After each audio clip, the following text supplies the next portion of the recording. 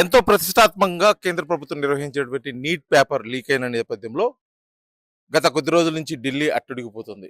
Neat paper leak అయిన దానికి నిరసనగా కూడా విద్యార్థి సంఘ నాయకులు, అదేవిధంగా విద్యార్థులు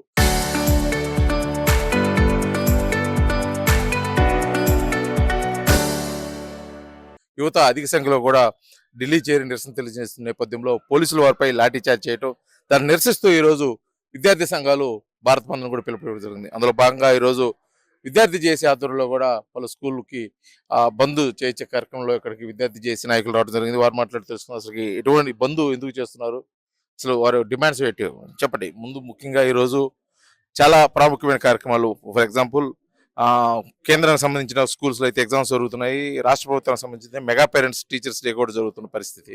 ఇటువంటి నేపథ్యంలో మీరు ఈ నిరసన, ఈ బంద్ కార్యక్రమం ఎందుకు చేస్తున్నారు? ఈరోజు శాంతియుతంగా ఢిల్లీలో నిరసన ప్రదర్శన చేస్తున్న విద్యార్థుల మీద అన్యాయంగా, అక్రమంగా, అధర్మంగా లాఠీ చార్జీలు చేయటమే కాకుండా పోలీసు వేషాల్లో వచ్చి వేరే వాళ్ళు కూడా దాడి చేయటం జరిగింది. అంటే కర్రకి శీలలు గుట్టి, అంటే ఈ దేశం కాదా, విద్యార్థులు కాదా? కాబట్టి అదే కాకుండా కేంద్రంలో జరుగుతున్న అవినీతి మొత్తం బయట పెట్టాలని చెప్పి ప్రథమ డిమాండ్ కేంద్ర మంత్రి ధర్మేంద్ర ప్రధాన్ రాజీనామా చేయాలి. ఎందుకు చేయడం అంటున్నాం? ఇప్పుడు విద్యార్థులు ఈ దేశానికి పట్టుకొమ్మలు లాంటి వాళ్ళం. మేము స్టూడెంట్స్ అని చెప్పినప్పుడు ఎందుకు చేపీలేదంటే మీకేంది భయం అంటున్న నరేంద్ర మోడీ గారు, మీకేంది భయం? ఈ రోజు మీరు ఏం చేస్తున్నారో అర్థం కాని పరిస్థితిలో ఉంది. ఈ దేశం కూడా అదే పరిస్థితిలోకి వెళ్ళిపోయింది. విద్యార్థుల మీద లాఠీ చార్జ్ చేస్తుంటే మీరు నవ్వుతా హ్యాపీగా పార్లమెంట్లో ఉంటారా? దీనికి నిరసనగా ఈరోజు కేంద్ర విద్యాలయం ఒంగోలులో బంద్ చేయడం జరిగింది. ఇది ధర్మేంద్ర ప్రధాన్ రాజీనామా చేసేదాకా ఈ డిమాండ్ అయితే ఆగదు, మా యొక్క ఉద్యమం కూడా ఆగదు. ముఖ్యంగా ఈ రోజు చేస్తున్నటువంటి ఈ భారత్ బంద్లో భాగంగా కూడా అన్ని స్కూల్స్ని మూసివేసే కార్యక్రమంలో ఉన్నారు. అంటే కొన్ని స్వచ్ఛందంగా మీకు ఏమైనా సహకరించడం జరిగింది స్కూల్స్ కానీ, లేకపోతే ఎవరైనా ఎందుకు చేయాల్సిన ప్రశ్నించడం జరుగుతుంది? ఎవరు కూడా ప్రశ్నించినా అందరూ స్వచ్ఛందంగా లాఠీ చార్జీ నిరసనగా ఢిల్లీలో అన్యాయంగా, అక్రమంగా దాడి చేశారు. ఎవరు పడితే వాళ్ళు కొట్టారు. ఇది ఎవరు? కేంద్ర ప్రభుత్వం నరేంద్ర మోడీ గారి ఆధ్వర్యంలో జరిగింది.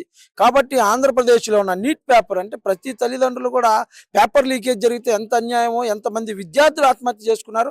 28 మంది విద్యార్థుల ప్రాణాలు నరేంద్ర మోడీ తీసుకురాగలరా? అంటే మొదటిసారి మీరు చేసినట్లయితే ఈ పని ఉండేది కాదుగా. కాబట్టి ఈరోజు స్వచ్ఛందంగా ఆంధ్రప్రదేశ్లో అన్ని యూనివర్సిటీలు బంద్ చేశారు. అదేవిధంగా ఏ అయితే అన్ని జిల్లాల్లో ఉన్న ప్రైవేటు, కార్పొరేట్ పాఠశాల మొత్తం కూడా బంద్ చేయడం జరిగింది.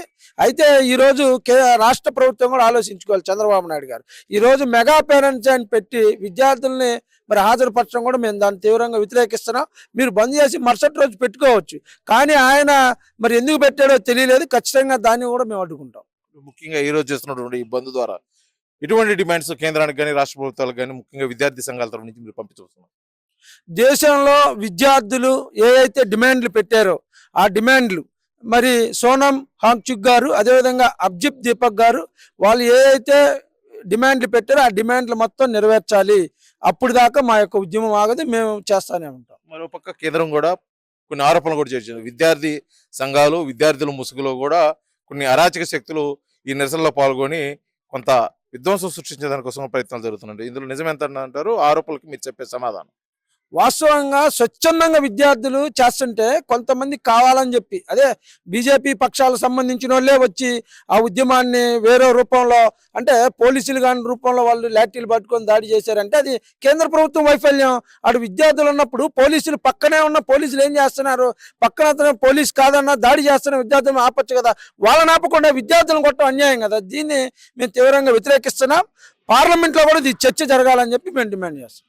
మొత్తానికి ఈరోజు దేశవ్యాప్తంగా జరుగుతున్నటువంటి భారత్ బంద్లో భాగంగా స్కూల్స్ మూయించే కార్యక్రమంలో విద్యార్థి జేఏసీ సంఘాలు అయితే విజయవంతం సాధించారని చెప్పుకోవచ్చు. ఎందుకంటే ముఖ్యంగా ఢిల్లీ కేంద్రం ఢిల్లీలో నీట్ పేపర్ లీకేజీకి వ్యతిరేకంగా జరుగుతున్న నిరసన, దానికి మీద పోలీసుల దాడిని పూర్తిగా వ్యతిరేకిస్తున్నాం. దీనిపై లోతైన విచారణ జరగాలి. ముఖ్యంగా దీనికి సంబంధించి కేంద్ర మంత్రి రాజీనామా చేసి దీనిపై పార్లమెంట్లో కూడా చర్చ జరిగితే కానీ మేము ఇటువంటి నిరసనలు విరమింప చేసే ప్రసక్తే లేదని చెప్పేసి కూడా ముక్తికంఠంతో చెప్తున్న పరిస్థితి అయితే కనిపిస్తుంది. వీడియో జర్నలిస్ట్ లక్ష్మణ్తో శ్రీనివాస్, RTV ఒంగోలు, ప్రకాశం జిల్లా.